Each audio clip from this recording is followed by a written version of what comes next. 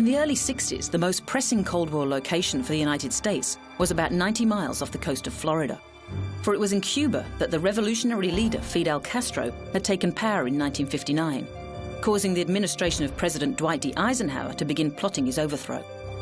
It all began with the CIA's recommendation that Cuban exiles in the US be trained and equipped to take military action against Castro and his government.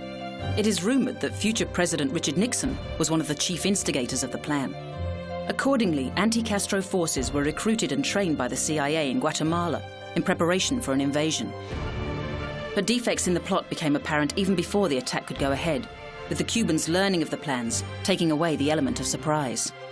On mainland Cuba, more than 100,000 nationals suspected of being security threats were rounded up and imprisoned or executed. Then the new US President John F. Kennedy changed the proposed landing site from the city of Trinidad to the Bay of Pigs. This was done ostensibly to avoid charges that the invasion was US-backed. It is widely considered, though, that the invasion, which began on the 15th of April 1960 and was all over 4 days later, faltered in the air. Initial plans had been to take out the Cuban Air Force in several airstrikes, but after one strike, Kennedy cancelled the others, again to make the attack look Cuban and give the US plausible deniability. But without superiority in the air, and not receiving the expected support on the ground from anti-Castro locals, the invasion failed. Cuban losses were great, although exact numbers are strongly disputed. 115 members of the exile forces were killed, with around 1,200 captured. The captured exiles were put on trial, with some being executed and others sentenced to 30 years for treason. But a year and a half later, all were released in exchange for $53 million worth of food and medicine from the US. The whole affair was a tremendous political embarrassment for the Americans and paved the way for the chilling nuclear standoff, the Cuban Missile Crisis, a year later.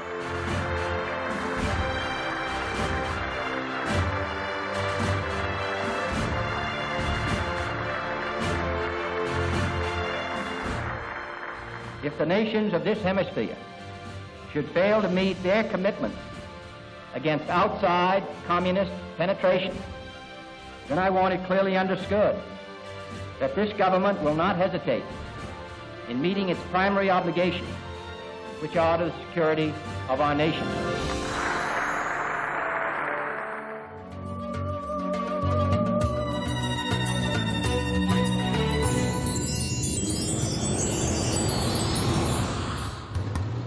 While aeroplanes are the more traditional vehicle of choice for would-be hijackers, in 1985 it was the passenger liner ACHILLE LAURO that found itself commandeered by 4 men from the Palestine Liberation Front. The nearly 40-year-old vessel was en route for Port Said in Egypt from Alexandria when the group was surprised by a crew member, causing them to take control earlier than they had intended.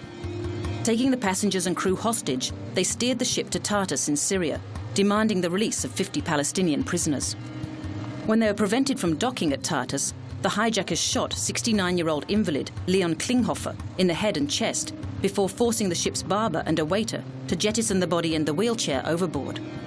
They had first separated Klinghoffer from his wife, with whom he was travelling in celebration of their 36th wedding anniversary.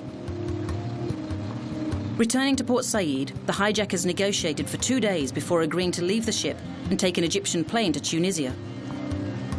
But on the 10th of October, US Navy fighter planes intercepted and directed the plane to Sicily, where the hijackers were arrested by Italian authorities. Although some believe that the ringleader stayed on the plane with other passengers and escaped. Years later, the Palestine Liberation Organization paid an undisclosed sum in compensation to the family of Leon Klinghoffer, which went to a fund set up to fight terrorism. The ACHILLE LAURO, meanwhile, after a couple of name changes, caught fire off the coast of Somalia and sank in December 1994.